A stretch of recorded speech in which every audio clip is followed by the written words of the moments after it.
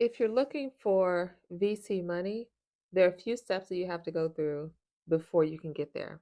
My name is Ahaji Amos. I'm a small business attorney and I'm licensed in North Carolina, Texas, and Missouri. In this video, I'm going to provide some tips on how to get angel investment money for your new startup. The first is that there's so many steps you have to go through. You cannot go from I have an idea to getting VC money. The road to VC money is almost identical in every single deal that I see. So I just want to go over the steps with you so that you can walk through the correct steps so that when you're ready to get funded by VC, they know that you've gone through the proper steps and they're ready to actually give you some money. The first one is that you have to bootstrap. Nobody's going to invest in you if you don't invest in yourself. You have to bootstrap. Now, bootstrapping for me may be different than bootstrapping for you. You need to use whatever it is that you have. If you got $5,000 saved, that's the money that you need to use, right? You don't have to have millions of dollars. You don't, and you also don't have to bootstrap yourself poor. You want to show that you believe in yourself.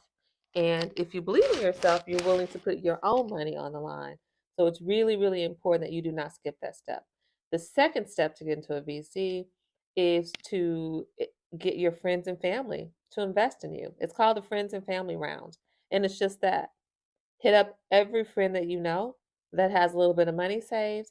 Hit up every family member that you know. If your friends and family aren't willing to invest in you, it's going to be really difficult to find a venture capitalist to invest in you, right? It also shows when you're able to get your friends and family to invest, it shows that you know how to earn equity money, right? It shows that you know how to get out there and hustle and get that money. If you don't have that skill, you're not going to be very good at pitching the company and taking the company to the next level. So part of your efforts to go out there and raise money before you get to VC is to really prove that you have that skill, that you have the drive and the skill to go out there and earn money because VCs generally want to see that other VCs and other angels and other investors are interested, right? They want to make sure it's sort of like a group think kind of thing. Like they want to make sure that everybody sees what they see. So, first, one, bootstrapping. Two, friends and family round. The third one I would say, which is optional, is crowdfunding. If you still need more money, then consider crowdfunding. Now, I say that it's optional because I don't think that crowdfunding works for everything. If you're offering a service, I think it's really difficult to be crowdfunded for a service based business. But it is an option, and I think it's an option that you should explore. And I think you should explore it before you move on to the next step, which is seeking angel investments. Angel investors are different than VC investors. In fact, angel investors generally are bought out by VCs. A lot of people don't know that. So, one of the telltale signs that a person is not ready for VC money is that they don't have any angel money. So the fact that you skip that step kind of means that you don't really know what's going on and people are a little bit suspicious of you, right? So you need to make sure that you understand that angels come first. So, how do you find an angel investor? There are organizations. There's the National Association of Angel Investors. Go there. They have a directory. Look in your industry. If you're in healthcare, they have angel investment groups that are specific to healthcare. If you are in consumer goods, same thing. There's some that specialize in consumer goods. There are some that specialize in certain categories of people. There's some that enjoy investing in women-owned companies, for example. So you want to go to one of the big angel investing organizations and look in their directory for angel investors in your area or in your industry. You can get an angel investor from just about anywhere. So, don't restrict yourself to geography, but geography does matter because there are a lot of angel groups that are interested in investing in their community, right? And so Angel investing is a lot more risky. There is a lot more return expected because of the level of risk. So do not skip that angel investing step.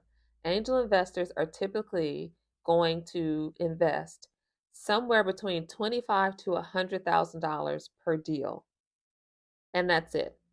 What they're looking for is about a 20 times return.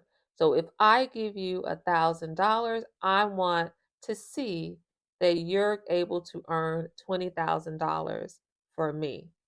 So you have to be careful that about whether you're in an industry that can provide that kind of scale. So if I give you a little bit of money, you can buy a machine, for example, that can now produce a lot of widgets. So now maybe you're making them by hand. But if I give you 100,000, now instead of producing 5 per day, you can now produce 10,000 per day. That's the kind of return they're looking at.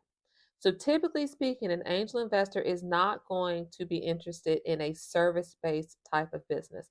I could do a whole nother video on what types of businesses are more appropriate for equity investments, but typically those are going to be businesses that are able to scale.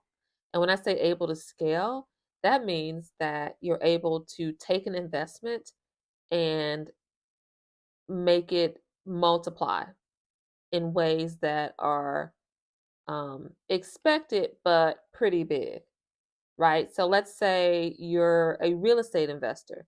Angel investors typically don't invest in real estate because that's not scalable. There's only so much land. That's not something that can give you a quick turnaround.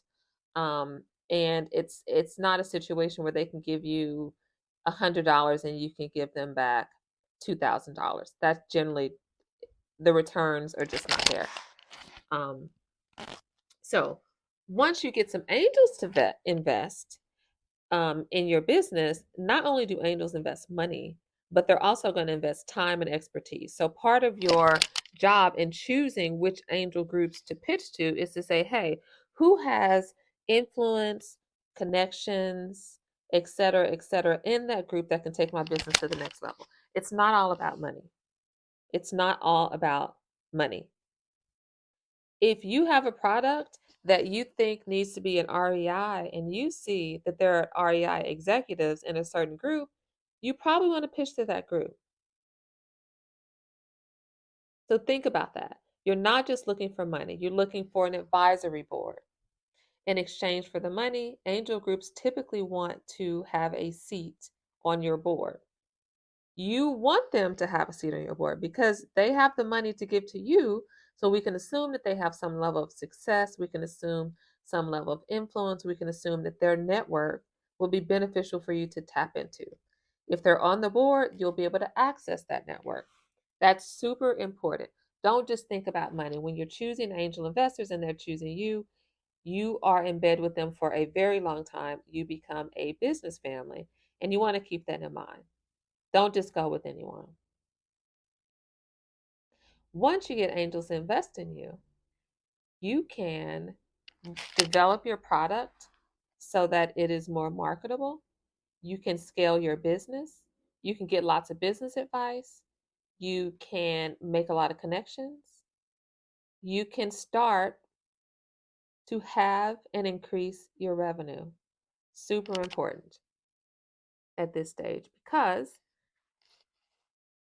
VCs typically want to see some revenue. Not always, right? There's some sectors that require so much capital that you may not be able to show revenue, but there are other things that you can show, right? So but typically you're going to want to make sure that you have an angel that is there and ready to be bought out by VC.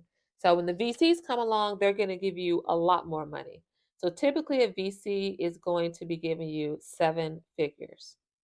You're in the 7-figure range at least if a VC comes in. When they come in, they're going to buy all those other small investors out. They except you. So if you're the founder, you want to keep your money, and you need an anti-dilution clause in whatever contract you sign.